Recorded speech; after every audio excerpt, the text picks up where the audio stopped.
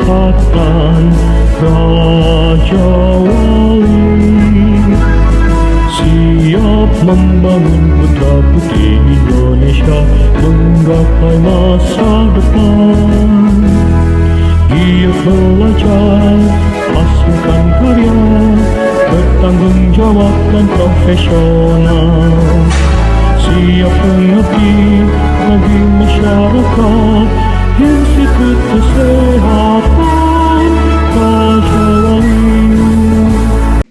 Assalamualaikum warahmatullahi wabarakatuh. Perkenalkan, nama saya Muhammad Dery Ramadan, Escape Nurse MK PhD. Saya merupakan dosen tetap Fakultas Keperawatan Institut Kesehatan Raja Wali. Riwayat pendidikan saya, yang pertama, sarjana keperawatan, yang kedua, profesi nurse, yang ketiga, magister keperawatan, dan yang keempat, Doctor of Philosophy dengan peminatan atau konsentrasi yaitu keperawatan medikal bedah atau keperawatan dewasa. Video ini saya peruntukkan untuk dokumen pernyataan diri dosen dalam unjuk kerja Tridharma Perguruan Tinggi atau PDD UKT-PT. Izinkan saya memaparkan mata kuliah yang saya ampu sebagai koordinator pada semester genap tahun akademik 2024-2025 mahasiswa tingkat 2 semester 4 program studi sarjana keperawatan Fakultas Keperawatan Institut Kesehatan Raja Wali. Nama mata kuliah adalah Keperawatan Dewasa 2, Sistem Endokrin Pencernaan Imunologi, Perkemihan dengan kode MK 116701 dengan bobot 4 SKS, 3 teori dan 1 praktik. Perkuliahan ini dilaksanakan secara tatap muka di kelas. Mahasiswa dapat mengakses RPS, materi, referensi melalui laman LMS yaitu students.rajawali.ac.id. Metode pembelajaran pada mata kuliah ini dengan problem-based learning, case study, dan discovery learning. Adapun deskripsi mata kuliah ini yaitu fokus pada pemenuhan kebutuhan klien dewasa dengan gangguan pemenuhan kebutuhan endokrin, imunologi, pencernaan, perkemihan berdasarkan proses keperawatan dengan mengaplikasikan ilmu biomedik seperti biologi, histologi, biokimia, anatomi, fisiologi, patofisiologi, ilmu keperawatan bedah, ilmu penyakit dalam, farmakologi, dan rehabilitasi. Adapun pokok bahasannya yang pertama yaitu patofisiologi, farmakologi, dan terapi diet pada gangguan sistem endokrin pada kasus diabetes mellitus, gangguan tiroid. Kemudian yang kedua sistem imunologi pada kasus SLE dan HIV/AIDS. Yang ketiga, sistem pencernaan pada kasus apendiksitis, kanker kolorektal, sirosis hepatis, ileus obstruksi, kolelitiasis, dan gastritis. Dan yang keempat, sistem perkemihan, penyakit ginjal kronik, dan urolitiasis. Berikut ini adalah capaian pembelajaran lulusan. Untuk CPL 1 yaitu S4, menunjukkan sikap bertanggung jawab dalam pengelolaan asuhan keperawatan secara profesional. CPL 2, P3, menguasai konsep dan teknik penegakan diagnosis asuhan keperawatan. CPL 3, KU2, yaitu mampu menunjukkan kinerja asuhan keperawatan berdasarkan perencanaan keperawatan yang terukur. CPL 4, KK4, mampu merancang asuhan keperawatan sesuai standar pada lingkup keperawatan medikal bedah. CPMK yang pertama, menunjukkan sikap bertanggung jawab dalam pengelolaan asuhan keperawatan pada gangguan sistem endokrin, imunologi, pencernaan, dan perkemihan secara profesional. CPMK yang kedua, menguasai konsep dan teknik penegakan diagnosis asuhan keperawatan pada gangguan sistem endokrin, imunologi, pencernaan, dan perkemihan.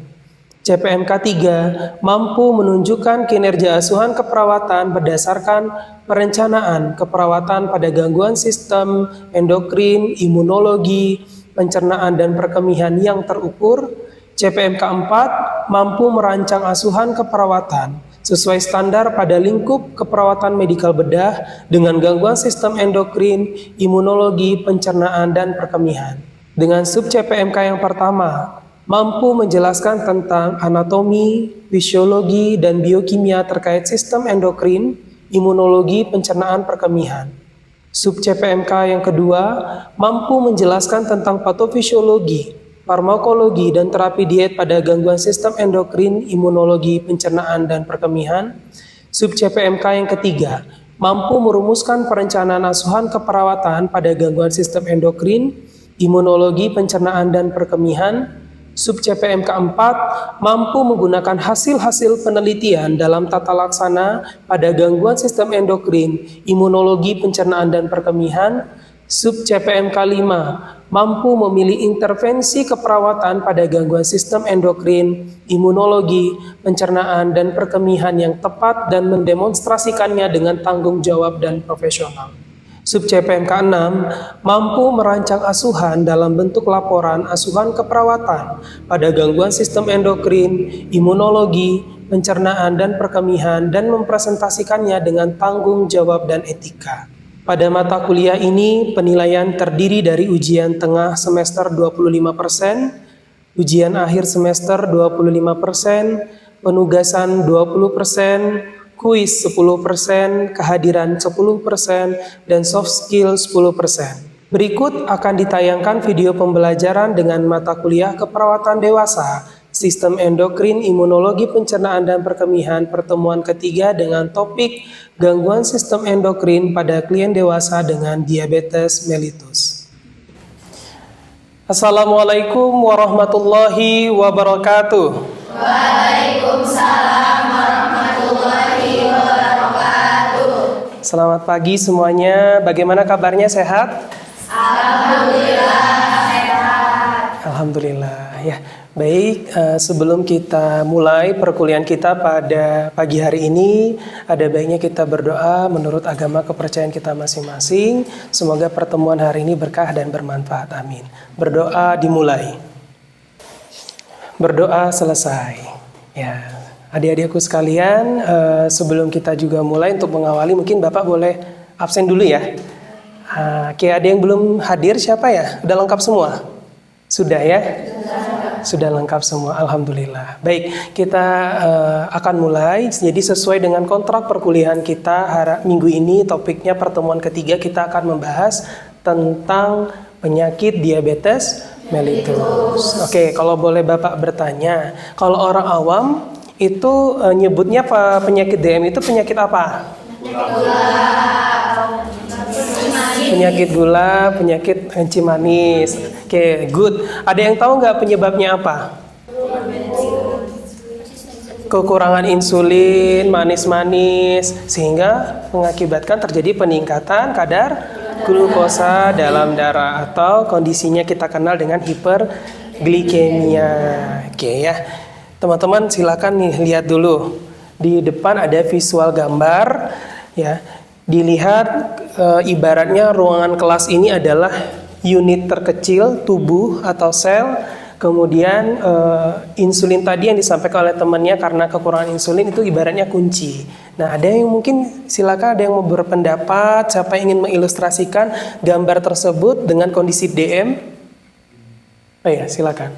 Nah, mungkin diibaratkan untuk kelas ini itu adalah unit sel dalam tubuh kita yang membutuhkan nutrisi.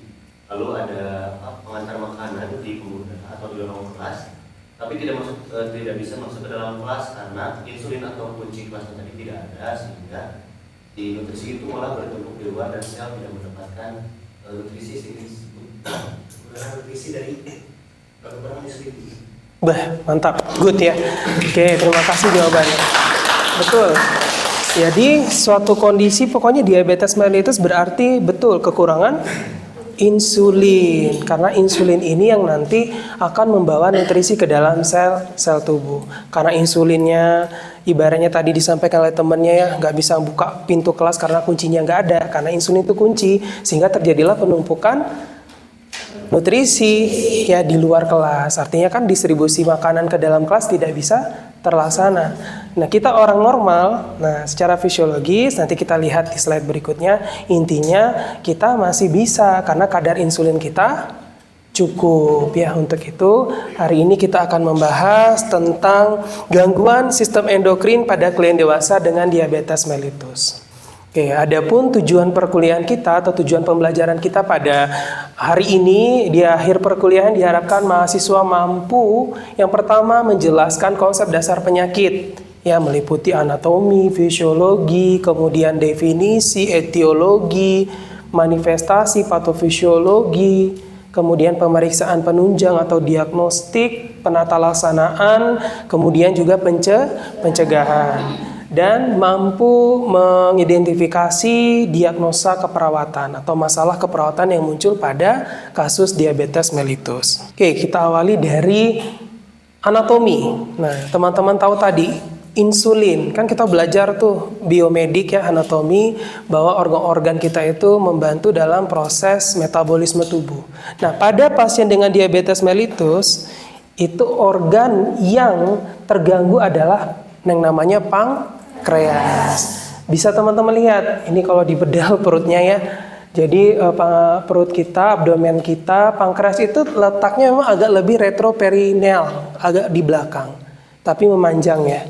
Jadi dekat dengan hepar dan juga gaster di belakang sedikit. Nah, di sini ternyata yang membantu dalam memproduksi insulin tadi. Pankreas itu terdiri dari 3 jenis sel. Ada sel alfa, sel beta, dan sel delta. Sel alfa itu menghasilkan glukagon, kemudian sel beta itu menghasilkan hormon insulin. Jadi udah kejawab nih. Berarti yang bermasalah adalah organ pankreas di sel betanya karena tidak adekuat dalam memproduksi hormon insulin yang diperlukan oleh tubuh kita. Penyebab kenapa ya orang teh bisa mengalami atau kena penyakit diabetes mellitus. Yang pertama karena destruksi dari sel beta tadi yang di pankreas, kemudian mungkin karena autoimun, sel-selnya menyerang sel-selnya sendiri, kemudian idiopatik, penyebabnya belum diketahui secara pasti. Yang kedua yaitu pola atau gaya hidup, berat badan berlebih, kemudian obesitas abdominal atau sentral, kemudian juga kurangnya aktivitas fisik, kemudian diet yang tidak sehat atau tidak seimbang, ya tadi makannya terlalu banyak gula ya, karbohidrat, kemudian udah itu jarang lagi olahraga. Nah itu kan ya, siapa di sini cita-cita kurus tapi pengen banyak makan? Semua ya. Nah semua orang ingin seperti itu, tapi kan realitanya kita harus seimbang. Karena tidak hanya sebenarnya penyakit DM saja, juga bisa terhindar dari penyakit-penyakit yang lain. Nah, oke. Kemudian penyebab yang ketiga adalah defek genetik fungsi sel beta, defek kerja insulin, penyakit eksokrin, pankreas, endokrinopati, infeksi imunologi, atau yang keempat ini peningkatan sekresi berbagai hormon disertai pengaruh metabolik terhadap glukosa. Nah ini tipe 1 itu dikenal juga dengan istilahnya insulin dependent diabetes mellitus atau IDDM tipe 1 ya. Kedua adalah non insulin dependent diabetes mellitus. Kenapa? Ada yang tergantung insulin, ada yang tidak tergantung insulin. Ada yang tahu? Karena kalau tipe 1 itu kan memang bawaannya memang faktor genetik bisa ya. Destruksi memang pada organ target bukan karena gaya hidup dulu nih, memang bawaan mungkin kelainan dari lahir, genetik dan lain sebagainya, akhirnya usia sekian mengalami diabetes mellitus yang membutuhkan insulin. Dan tipe 1 ini banyak ditemukan biasanya pada remaja ya teman-teman ya. Nah jadi mau tidak mau karena tidak ada lagi yang membantu dalam menghasilkan insulin, berarti dia harus tergantung dengan injeksi insulin. Teman-teman tahu kan ya suntik insulin itu. Nah itu pertama. Yang kedua, jadi non-insulin, kenapa dikatakan tipe 2 non-insulin? Itu dikarenakan diakibatkan gaya hidup. Ya mungkin tadi ya, makan karbo, terus jarang olahraga, punya kebiasaan merokok dan lain sebagainya. Sehingga usia dewasa itu mengalami kerusakan. Tapi, nah resistensi ada dihasilkan insulin tapi jumlahnya sedikit, makanya untuk menstimulus kinerja dari si pankreas cukup diberikan obat-obatan anti hiperglikemik oral. Makanya dikasih oral, itu tujuannya untuk menstimulus mengeluarkan insulin. Kemudian tadi gestasional terjadi saat kehamilan. Nah ini patofisiologinya dari tipe 1, tipe 2 terjadi penurunan penggunaan glukosa. Ketika terjadi penurunan penggunaan glukosa, tentunya ini kan tadi berkaitan dengan kadar insulin juga ya teman-teman ya, sehingga akan meningkatkan lipolisis. Ada 2 kondisi ya teman-teman nanti.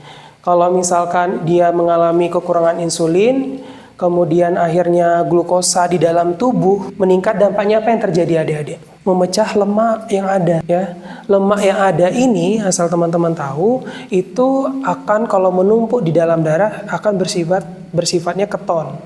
Keton itu akan bersifat asid, asam, sehingga mengancam salah satu kondisi bisa mengalami diabetik ketoasidosis atau KAD. Itu kondisi kegawat daruratannya ya, ketika kenapa nih penting nih pasien dengan DM harus menjaga gaya hidup, kemudian mengikuti treatment atau regimen terapeutik yang ada. Nah, ini gejala khas dari manifestasi klinis ada 3P. Pernah dengar? Polidipsi, poliuri, dan polifagia pada pasien diabetes mellitus. Polidipsi itu apa? Rasa haus berlebihan, very good. Kemudian rasa lapar tadi adalah polifagia. Poliuri banyak kencing. Nah, kemudian bahkan bisa ke reproduksi, terjadi penurunan fungsi seksualitas lah ya, penurunan libido, gangguan ereksi, kemudian gangguan penglihatan, saraf tepi atau sering kesemutan. Itu gejala-gejala yang biasanya pasien-pasien DM itu datang keluhannya. Oke, berikutnya adalah pemeriksaan diagnostik atau penunjang. Tentu teman-teman, Pak, kapan sih orang teh dikatakan diabetes?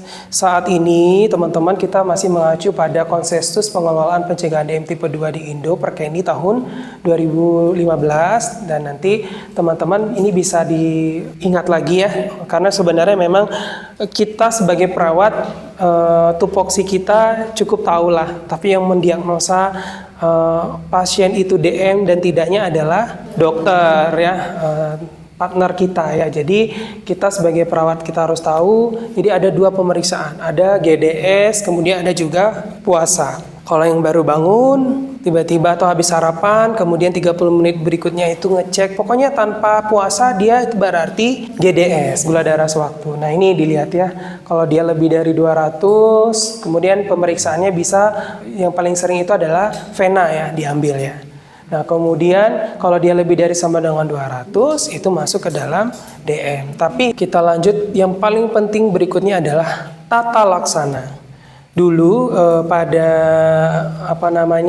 menurut Depkes itu kita hanya 4 pilar, sekarang sudah 5 pilar.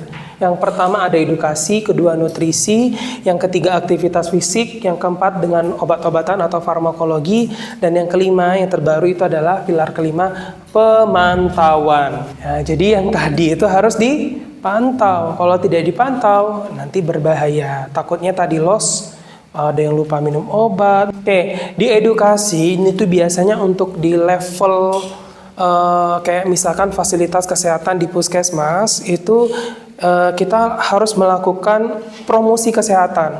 Di rumah sakit juga ya, tapi tentunya diseminasi informasi terkait dengan pencegahan DM itu harus kita terus galakkan adik-adik ya. Makanya itu masuk ke dalam program penyakit tidak menular di puskesmas. Jadi mau tidak mau ya kita juga sebagai edukator harus terjun ke masyarakat untuk menyampaikan informasi tentang edukasi. Yang kedua, pilar kedua yang penting pada pasien DM tadi adalah dalam tata laksananya aktivitas fisik. Nah, latihan jasmani dilakukan secara teratur sebanyak 3-5 kali per minggu selama sekitar 30-45 menit dengan total 150 menit per minggu.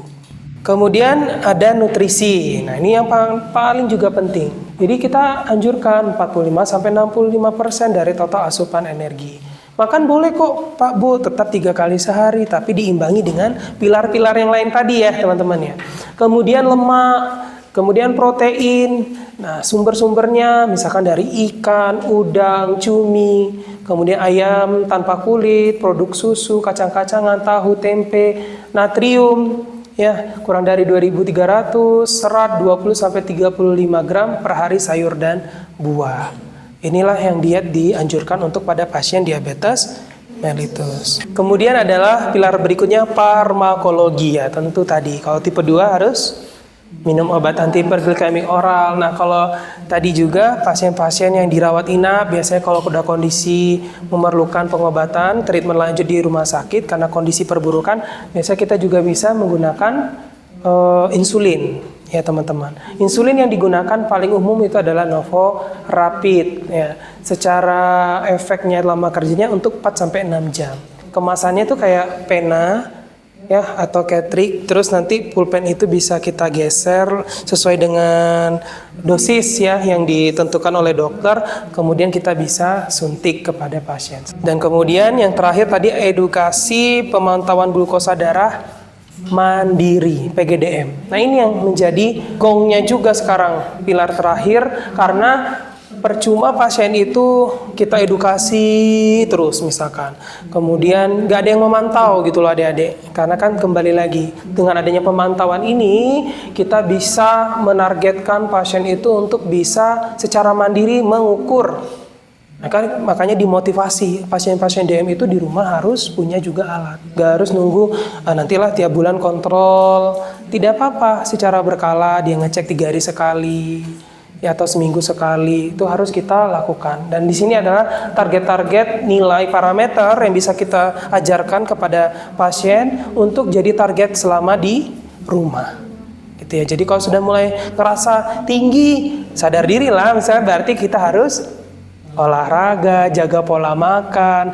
Jangan kita baru tadi makan, sudah tahu dicek gulanya tinggi, tapi diajak keluarga, misalnya keluarga inti keluar makan malam, boleh nggak? Ya boleh, tapi mungkin kita pesannya cuman air mungkin ya, atau misalkan jangan hindari dulu yang manis-manis ataupun makan yang besar-besar. Tentu dari manifestasi tadi perjalanan penyakit, nah di kita sebagai peran kita perawat tentunya secara umum sudah Bapak coba rangkum ya, masalah yang bisa kita temukan keperawatan pada pasien dengan diabetes mellitus tentu tadi mengikuti tanda dan gejalanya, kemudian hasil pemeriksaan penunjangnya. Yang pertama adalah ketidakstabilan kadar glukosa darah, kemudian perfusi perifer tidak efektif, berhubungan dengan hiperglikemi, kemudian defisit pengetahuan, kemudian obesitas, kemudian gangguan integritas kulit atau jaringan, dan risiko infeksi berhubungan penyakit kronis. Sampai di situ mungkin ya teman-teman untuk materi kita pada pertemuan kita pada pagi hari ini.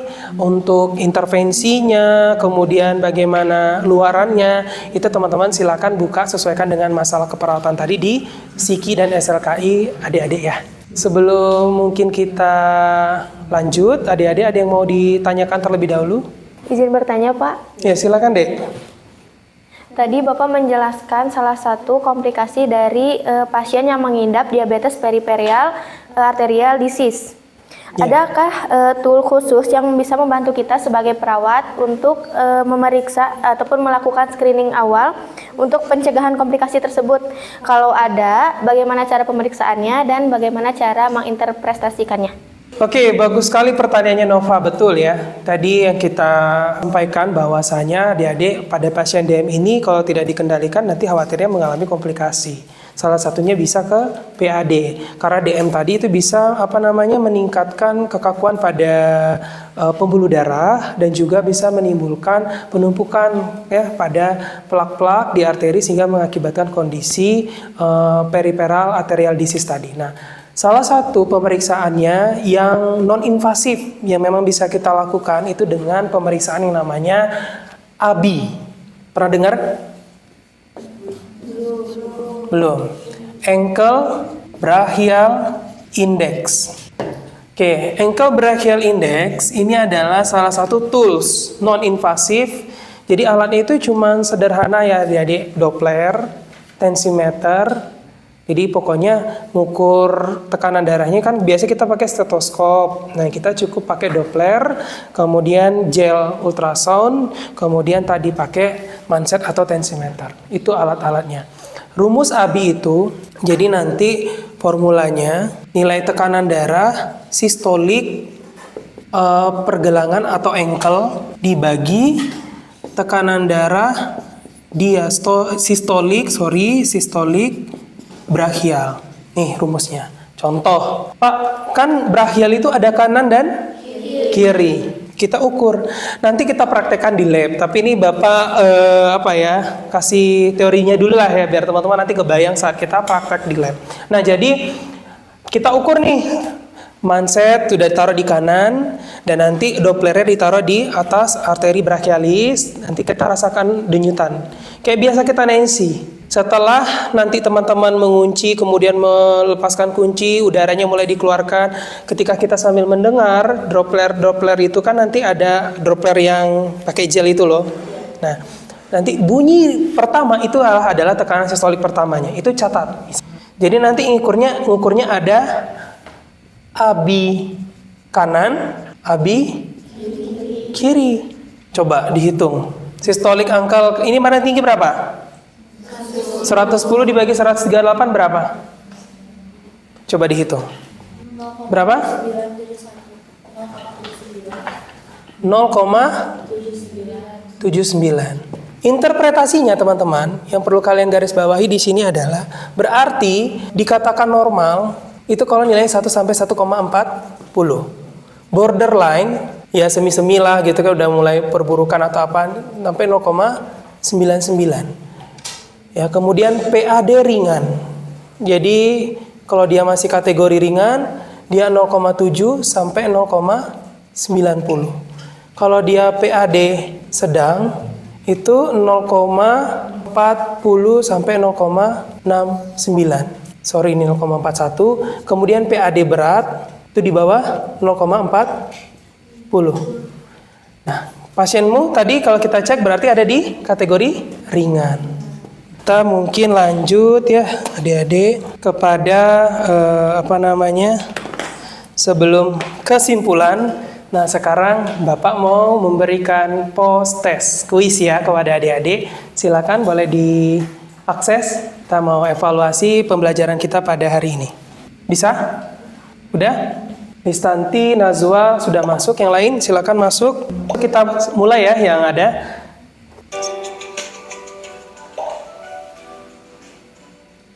Sudah semua? Oke, kita lihat.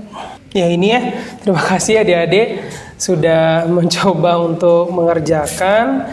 Ya nanti dijadikan evaluasi ya. Soal-soal tadi yang sudah teman-teman jawab. Kalau memang masih belum optimal berarti nanti silakan dibaca kembali. Oke, baik adik-adik, kita boleh menyimpulkan perkuliahan kita pada pagi hari ini. Jadi, diabetes mellitus merupakan penyakit tidak menular dengan gangguan metabolik kronik yang disebabkan bisa karena genetik, gaya atau pola hidup. Kemudian diabetes mellitus memerlukan manajemen 5 pilar ya, dari edukasi, farmakologi, nutrisi, aktivitas fisik dan pemantauan. Dan DM tidak dapat disembuhkan, tapi dapat dikendalikan. Penderita tetap bisa produktif dengan hidup bersahabat dengan diabetes mellitus ya. Demikian teman-teman ya, sekali lagi terima kasih atas perhatiannya. Tapi sebelum saya akhiri, kita masih ada waktu, itu teman-teman bisa lakukan penugasan terstruktur. Ini tugas individu hari ini. Ya, jadi silakan teman-teman menyusun ringkasan materi tentang gangguan sistem endokrin pada kasus DM dan bisa diakses di LMS ya, di students.rajawali.ac.id. Baik, demikianlah ya pertemuan kita pada pagi hari ini. Demikian atas perhatian dan lebih kurangnya saya mohon maaf. Semoga pertemuan hari ini berkah dan bermanfaat bagi kita semuanya. Amin. Akhirul kalam. Wabillahi taufik wal hidayah. Wassalamualaikum warahmatullahi wabarakatuh. Waalaikumsalam warahmatullahi wabarakatuh. Terima kasih Bapak. Sekian video pembelajaran pada mata kuliah keperawatan dewasa pada sistem endokrin, imunologi, pencernaan dan perkemihan, program studi sarjana keperawatan, Fakultas Keperawatan Institut Kesehatan Rajawali. Saya ucapkan terima kasih. Wassalamualaikum warahmatullahi wabarakatuh.